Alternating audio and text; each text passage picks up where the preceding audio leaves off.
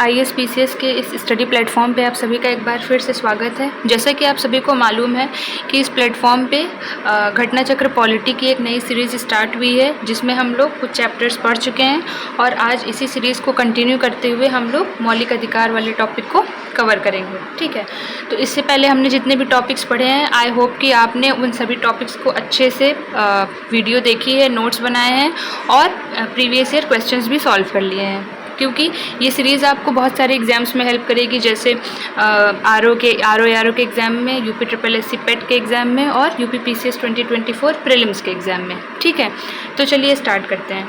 तो आज का हमारा टॉपिक है मौलिक कर्तव्य। क्योंकि ये बहुत छोटा सा टॉपिक है, इसलिए वीडियो भी ज़्यादा देर की नहीं रहेगी, लेकिन इस टॉपिक से भी क्वेश्चंस आते हैं, तो इसलिए आपको इस टॉपिक को इग्नोर नहीं करना है और इसको भी अच्छे से करना है। जैसे आपने मौलिक अधिकार किया, DPSP किया, वैसे ही आपको मौलिक कर्तव्य भी करना है। तो चलिए देखते हैं। तो सबसे पहले कौन से भाग में इसको रखा गया है? भाग 4 का में।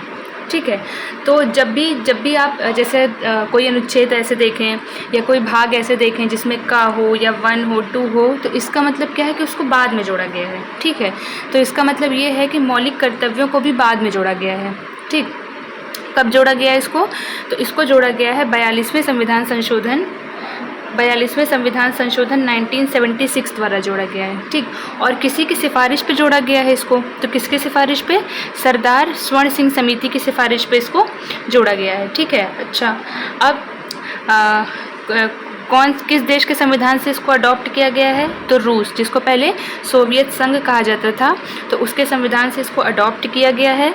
कहाँ पे रखा गया है? भाग 4 का में रखा गया है। और किस अनुच्छेद में इसकी व्याख्या है?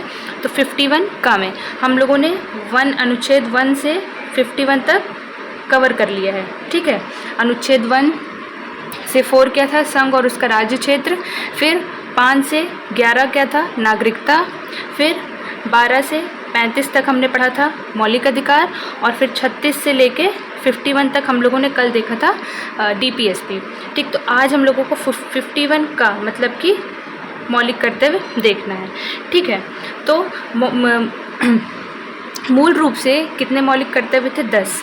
ठीक है, जब संविधान में इसको जोड़ा गया था तो 10 मौलिक कर्तव्य थे, लेकिन अभी वर्तमान में 11 मौलिक कर्तव्य है। ठीक, तो जो 11वां मौलिक कर्तव्य था उसको जोड़ा गया था 86 संविधान संशोधन। ये चीज़ हम लोग पहले भी डिस्कस कर चुके हैं। 86वें संविधान संशोधन 2002 के द्वारा इस मौलिक कर्तव्य को संविधान में जोड़ा गया था। ठीक है, अच्छा, फिर बना तो दिया गया मौलिक कर्तव्य। अब इसको प्रभावी बनाने के लिए एक समिति भी बनाई गई थी, इसको भी आप लोग को ध्यान में रखना है। कौन सी समिति थी? JS वर्मा समिति। ठीक, कब बनाई गई थी? 1999 में। तो चलिए एक एक करके हम लोग सारे मौलिक अधिकारों को देखते हैं। सबसे पहला मौलिक कर्तव्यों को देखते हैं। तो सबसे पहला मौलिक कर्तव्य क्या है? संविधान का पालन करना, उसके आदर्शों, संस्थाओं, राष्ट्रध्वज, राष्ट्रगान का आदर करना, ये हमारा मौलिक कर्तव्य है। ठीक है, फिर दूसरा मौलिक कर्तव्य क्या है? स्वतंत्रता के लिए हमारे जो राष्ट्रीय आंदोलन है, उस आंदोलन को प्रेरित करने वाले उच्च आदर्शों को संजोए रखना और उनका पालन करना। ये संजोए रखना और उनका पालन करना। ठीक है, तीसरा क्या कहता है? तीसरा कहता है कि भारत की प्रभुता, एकता और अखंडता की रक्षा करना और उसको अक्षुण्ण बनाए रखना। ठीक, ये हमारा तीसरा मौलिक कर्तव्य है। चौथा है देश की रक्षा करना। ठीक, पांचवा, भारत के सभी लोगों में समान भ्रातृत्व मतलब भाईचारे की भावना को स्थापित करना।